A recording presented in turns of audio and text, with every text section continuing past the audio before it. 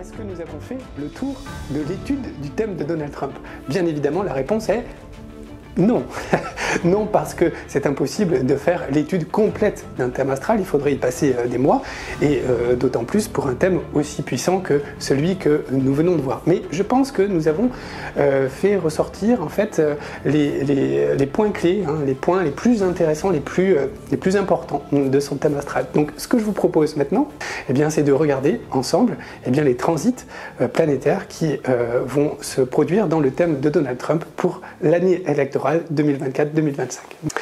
Alors, voilà, j'ai noté la date. Donc, en fait, on retrouve dans ce que je vous présente ici une première couronne de planètes. Donc ça, maintenant, vous les connaissez. Ce sont les planètes de Donald Trump. Hein, ce sont les planètes en couleur, ici, avec son soleil, son ascendant, Mars sur l'ascendant, la Lune en Sagittaire. Ok, ça, on connaît.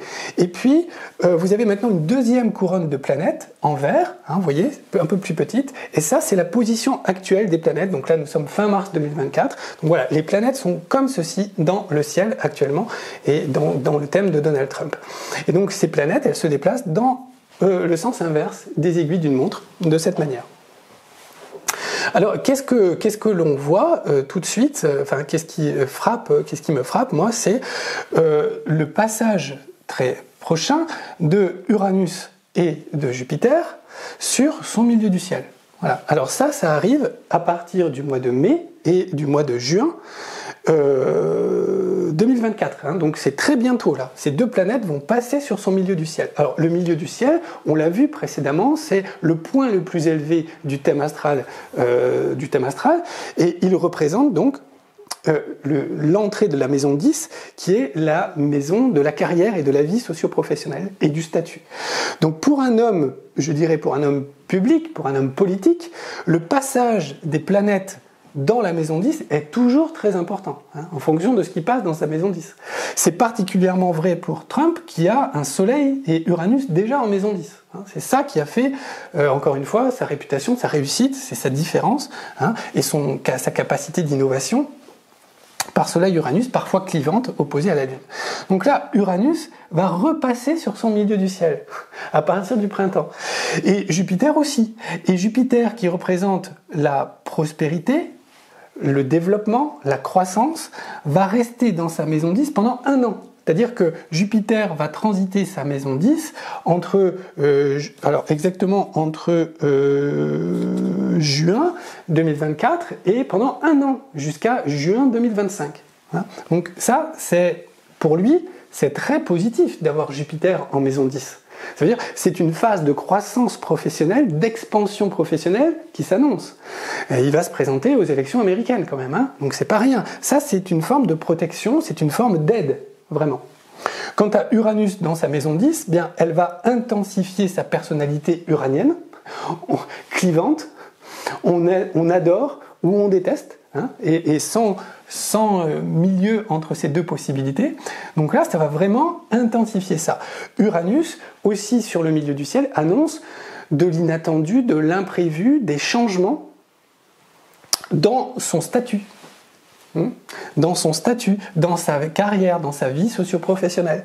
Donc, et je fais en sorte ici de vraiment faire une analyse la plus objective possible, ce sont des transits qui vont être plutôt positifs, je dirais même positifs, en vue des élections présidentielles. Hein. Jupiter, qui est une planète naturellement positive de croissance, d'expansion, et Uranus, qui fait partie de la personnalité profonde de Donald Trump, qui va également apporter ici un renouveau dans son statut professionnel. Donc c'est vraiment, je dirais, ça va dans un sens plutôt positif pour une réélection. Ici, dans cette vidéo, je ne vais pas vous dire s'il va être réélu ou pas, hein, parce que je n'ai pas cette science infuse. Moi, ce que je peux faire, tout simplement, c'est analyser des transits et donner des tendances. Et c'est ce que je vais essayer de vous donner, et encore une fois, d'une manière la plus objective possible au travers de cette vidéo. Donc ça, disons que c'est positif, hein, pour des élections. L'investiture du parti républicain aura lieu au mois de juillet, entre le 15 et le 18 juillet, Et il se trouve que cette planète Mars, qui elle va plus vite que les deux, là, Jupiter et Uranus, va arriver très vite sur le milieu du ciel, et elle va passer exactement sur le milieu du ciel au cours du mois de juillet, au début juillet 2024. Donc si vous voulez, ça aussi c'est positif parce que ça signifie une échéance professionnelle qui va venir se recouper avec Jupiter et Uranus sur son milieu du ciel. Donc l'investiture du parti républicain pour le mois de juillet, a priori c'est gagné. Hein, a priori c'est gagné, ça va se faire. Il va être le candidat des républicains haut la main et il sera à ce congrès des républicains hyper combatif. Il va vraiment, son Mars qu'il a sur l'ascendant sera au milieu du ciel. Donc il va montrer toute sa force à ce moment-là. Hein. Donc là encore, c'est vraiment, je dirais, positif en vue des élections. Alors ensuite, on va regarder une autre échéance. Ça, c'est le 16 septembre 2024. Alors qu'est-ce qui se passe au mois de septembre? En fait, entre septembre et octobre, entre le 16 septembre et le 9 octobre, il y aurait, et je dis bien, je mets au conditionnel, il y aurait des débats prévus entre le représentant des républicains, des démocrates et peut-être d'autres partis à ce moment-là. Et ils ont prévu, a priori, 3 débats. Mais concrètement, moi, ce que je trouve, c'est surtout le premier débat, parce que Joe Biden, qui est pour l'instant le favori des démocrates, n'a pas encore dit qu'il débattrait. En revanche, Trump a dit qu'il se faisait une joie de débattre avec Biden pendant cette période. Alors moi, je pense que ce débat aura lieu plutôt autour du 16 septembre, parce que le 16 septembre, Mars, vous vous souvenez, Mars était passé sur son milieu du ciel, là, au mois de juillet. Mars aura continué sa route et il sera justement en conjonction de son Mercure natal en maison 11, donc le 16-09. Donc ça montre, vous savez, on a parlé de Mercure, et si Mercure en maison 11, c'était un côté médiatique, je parle à la télévision, je parle à la radio, je m'adresse à la masse, et ici, il y aura beaucoup de combativité. Donc je pense que, en tout cas, ce que je peux dire, c'est que si Donald Trump voulait faire un débat télévisé avec Joe Biden, le meilleur moment de ce débat serait le 16-09-2024 parce que c'est là où il sera au maximum de ses possibilités et il peut complètement, je dirais, tuer l'élection à ce moment-là. Hein. Tellement il sera capable d'imposer sa force dans le débat avec Mars sur Mercure. Mercure, la communication, Mars, eh bien, la force. Hein. Donc là, voilà. Donc ça aussi, c'est assez marqué. Ça va dans le même sens. Vous voyez que Jupiter, à ce moment-là, sera également sur son Soleil. Donc Jupiter aura continué sa route et sera sur son Soleil à ce moment-là. Donc toute cette période-là, eh bien, on aura un Trump qui sera vraiment tout feu, tout flamme. Hein, plein de force. Bien sûr, le fait que Jupiter repasse sur son Soleil vient aussi s'opposer à la Lune. Donc l'effet amplificateur de Jupiter ici va aussi amplifier le côté clivant de sa personnalité. Ah ben ça, c'est incontournable. Hein. Mais il sera Trump au carré, si vous voulez, voilà, au maximum de sa personnalité à ce moment-là, de l'expression de sa personnalité à ce moment-là. Donc ça aussi, Jupiter, la croissance sur son Soleil, sa personnalité profonde, ça aussi c'est positif, vraiment, ça permet de projeter la force, la confiance, et peut-être, eh bien, effectivement, de tuer la compétition, de tuer le débat à ce moment-là. J'emploie tuer parce que c'est Mars, hein, évidemment. Symboliquement, hein, bien sûr. Ensuite, ici, nous sommes le 5-11. Donc le 5-11, c'est le moment des élections. En fait, les Américains 250 millions d'Américains vont élire les grands électeurs. Hein, donc c'est vraiment le moment décisif de l'élection. Ces grands électeurs vont ensuite voter, mais les jeux seront quasiment faits à partir de novembre, hein, parce que c'est ces grands électeurs qui sont déterminants. Donc le 5 novembre, voilà la configuration du ciel. Donc qu'est-ce qu'on trouve ici? Ma foi, écoutez, toujours Uranus sur le milieu du ciel, donc toujours l'idée d'un renouveau dans son statut. Jupiter sera toujours dans sa maison 10 et conjoint au Soleil, phase de croissance. Mars aura continué sa route, un petit peu. Bon, il n'y a pas d'autre chose à dire ici, si ce n'est qu'on reste véritablement dans un contexte très positif, en tout cas pour Donald Trump à ce moment-là. Ouais. Moi, j'aurais ça, je me présenterai aux élections, j'aurais ça, je me dirais, bon, bah, je suis assez confiant. Voilà. personnellement. Après, je dis pas que ça va se faire parce qu'il y a plein de choses. On a vu, hein, le système est capable de tout. Et aux États-Unis, il est capable de faire disparaître ses présidents en exercice. Donc il est capable de tout, hein, vis-à-vis des candidats. Donc il ne faut pas sous-estimer ça, bien sûr.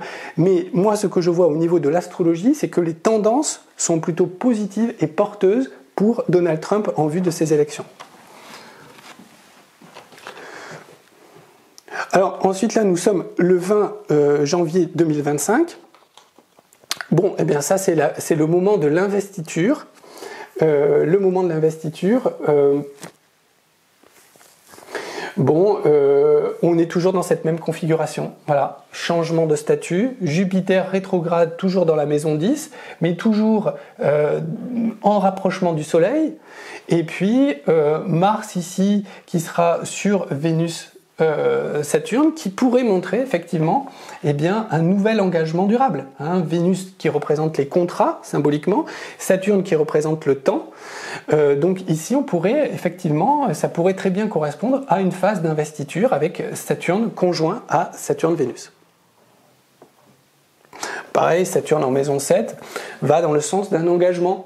Hein, donc ça, encore une fois, et je le fais d'une manière vraiment la plus objective possible, c'est plutôt positif pour un moment d'investiture. Enfin, je crois que j'ai encore derrière, donc ici le carré de Saturne. Alors oui, là nous sommes en mars 2025, donc nous sommes post-investiture. Il a déjà, soit il a été élu, soit il n'a pas été élu. Hein. Nous sommes juste après, en mars. Et là, qu'est-ce qui se passe? Vous voyez, Saturne sera en 21 poissons. Et en fait, on aura un carré, ici, entre Saturne et la Lune. Voilà. Et puisqu'on aura un carré entre Saturne et la Lune, naturellement, on aura un carré entre Saturne et Soleil. Donc en fait, en mars, ponctuellement, parce que Saturne ne va faire ici qu'un passage, donc c'est vraiment le mois de mars, et encore une partie du mois de mars, Saturne fera un double carré à la Lune et au Soleil. Et ça on ne peut pas y couper, c'est une période de fatigue, hein, c'est une période de baisse d'énergie, de ralentissement. Alors, ça peut s'expliquer de deux manières. Soit, effectivement, il n'a pas été élu, et à ce moment-là, toute l'énergie déployée dans la campagne retombe. Il y a une forme les idées noires de Saturne carré Lune, de baisse de vitalité. Soit, c'est tout simplement, il a été élu en mars, il a pris des premières décisions, c'est-à-dire qu'il a continué sur cette lancée entre janvier et mars, pour prendre des décisions importantes dès les premiers jours de son mandat. Ça, c'est beaucoup d'énergie, hein, parce qu'il a dit « je ne serai pas un dictateur, sauf le premier jour de mon mandat ». C'est-à-dire qu'il compte changer énormément de choses dès le début de son mandat.